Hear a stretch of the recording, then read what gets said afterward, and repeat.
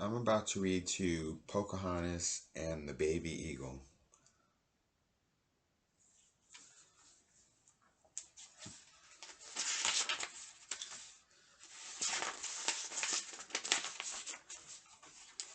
Summer was a busy time for Powhatans. It was the season when the men of the village gathered the reeds that grew in the nearby river. While the women wove reed baskets, the men used the reeds to mend the village homes. One day, the woman began to run out of reeds. Since the men were busy patching homes, Pocahontas offered to go to the river and cut more reeds. On her way to the river, Pocahontas saw Meeko the raccoon stuffing himself with ripe berries.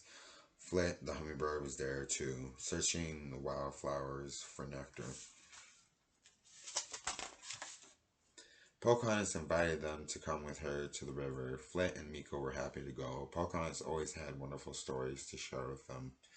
Pocahontas told her friends about the time her father had sat on a wasp. No one in the village had ever seen a man jump so high, she said, or yell so loudly. Meeko admired his reflection in the water. He wasn't afraid of tiny flying things like wasps. Suddenly, Flit zoomed down and gave Meeko a playful peck on his backside. Splash! Meeko was so startled he fell headfirst into the river. Pocahontas and Flit laughed as Meeko shook off the water.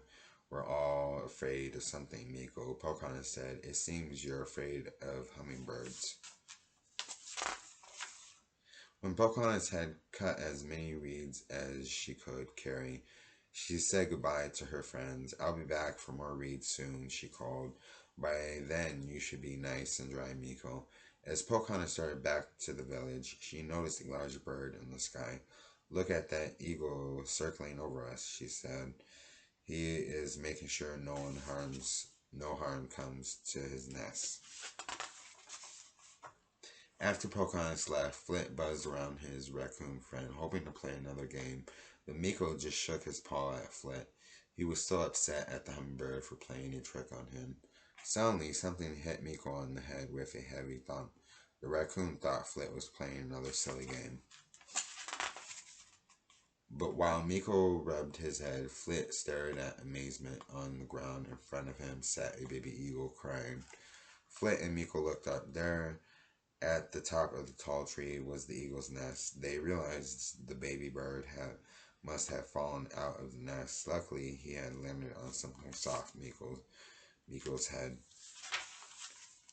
The little bird was not happy to find himself on the ground instead of his nest.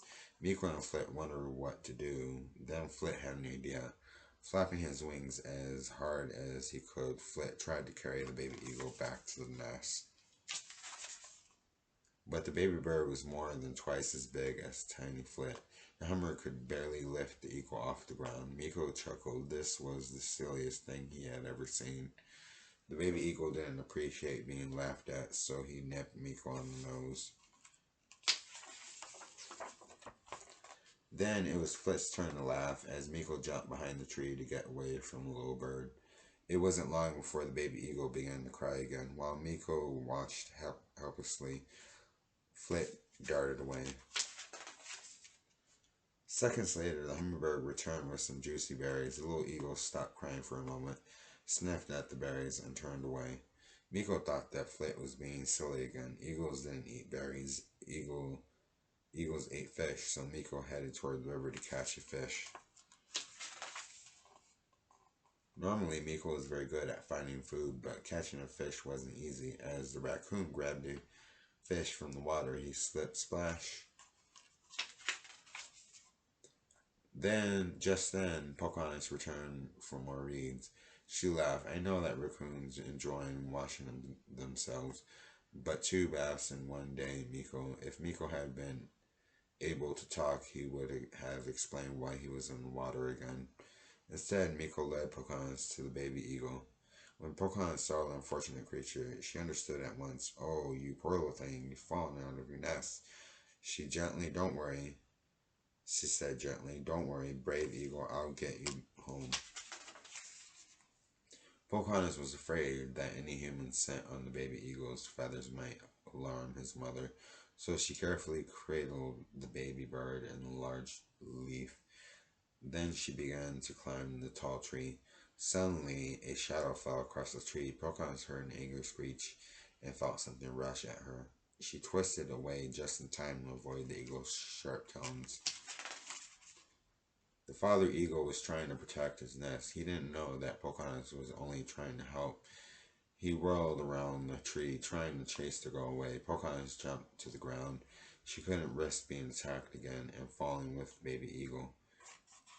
How can I climb up the tree? She wondered. I'm afraid the eagle might hurt me or his baby. Then the clever girl had an idea. You and Flit stay with the baby eagle. She told Miko, I'll be right back. Pocahontas rushed back to the village and searched for a large basket. When she found the right one, she painted a special design on it. This will do nicely, she said when she had finished. Pocahontas returned with the basket on her back. Miko and Flit didn't think a basket would protect her from a strong eagle.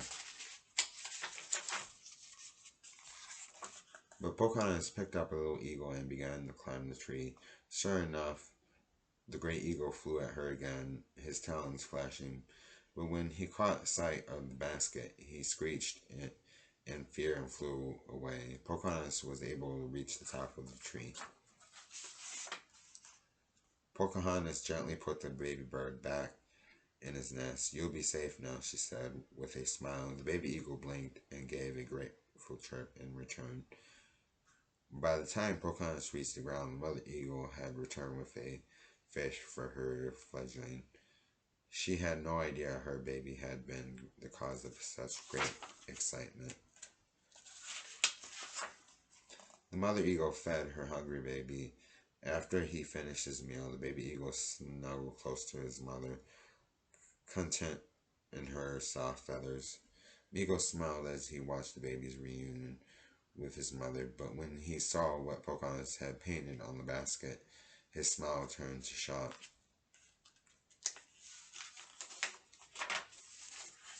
Pocahontas laughed at her friend. You see, Miko, everyone's afraid of something. The eagle was afraid of the mountain lion face. Still laughing, Pocahontas waved goodbye, saying, if I don't hurry home, I'm afraid I'll be late for supper.